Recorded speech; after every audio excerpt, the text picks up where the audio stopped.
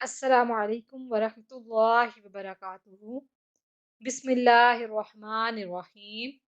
आप सबको हमारे चैनल में खुश आमदीद। उम्मीद करते हैं आप सब लोग खैरियत से होंगे और इन वज़ाइफ पर अमल कर रहे होंगे।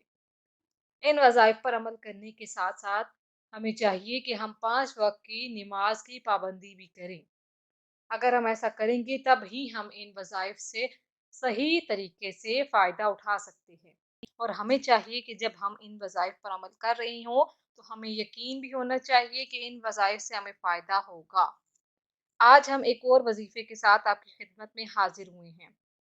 आज का वजीफ़ा उन सब ख़वातीन के लिए है कि जो ये चाहती हैं कि हमारे खाने में बरकत हो और जो उसका जायका हो वो बहुत बेहतरीन हो, खाने वाला उनकी तारीफ करे।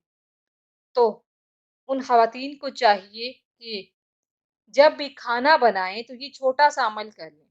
इस अमल से ये होगा कि उनके खाने में बरकत हो जाएगी और उनका खाना लजीज और बेहतरीन बन जाएगा।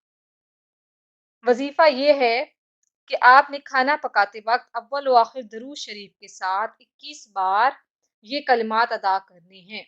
जब 21 मरतबा ये कलिमात अदा कर लें और अव्वल व आखिर दरूद शरीफ पढ़ लें तो फिर खाने पर ये दम कर दें। तो इससे खाने में बरकत के साथ साथ खाने का जायका भी उम्दा हो जाएगा।